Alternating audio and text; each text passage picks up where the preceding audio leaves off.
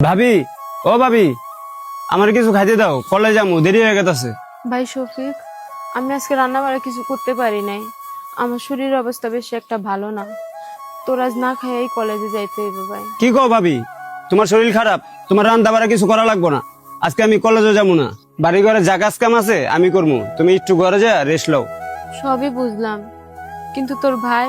কোনো কিন্তু না, তোমার যেটা কইছি সেটা করো।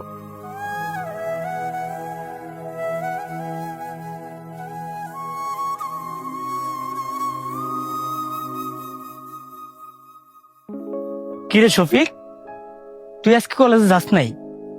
আর তোর ভাবি কই? তুই এখানে গরুর ঘাস দিতেছস? তোর ভাবি কই কত? ভাই, ভাবির শরীরের অবস্থাটা বেশি একটা ভালো না। আমি যদি কলেজে যাইতাম এই কাজটা কে করতো?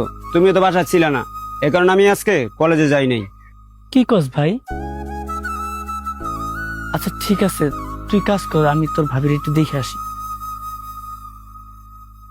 স্বপ্ন, আরে তুমি এখানে বসো।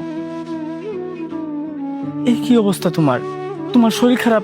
সকালে যখন আমি বাইরে গেলাম তখন তুমি আমার কইবা না? তাহলে আমি কাজে যাইতাম না। এদিক দিয়ে আমার ছোট ভাইরাও কলেজে যাইতে পারলো না। দেখেন, আমার কোনো দোষ নাই। শফিক নিজের ইচ্ছায় কলেজে যায় নাই। আরে ও আমার ভাই, আমাকে দুইজনের শরীরে একই রক্ত বইতাছে।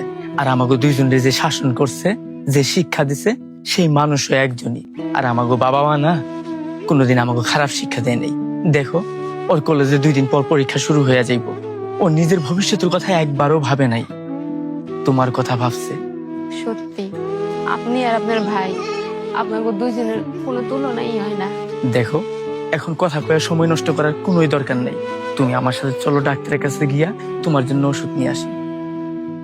কিন্তু আমার কাছে তো একটা টাকা নাই, কি করি এখন কৌতো? আরে ভাই, এত চিন্তা করতেছো গা? আজকে তো আমি কলেজে যাই নাই, আমার গাড়ি ভাড়াটা বাচ্চা গেছে গা, ভাবির জন্য ওষুধ আইন এলো। তুই আবারও প্রমাণ করে দিলি যে তুই আমার ভাই।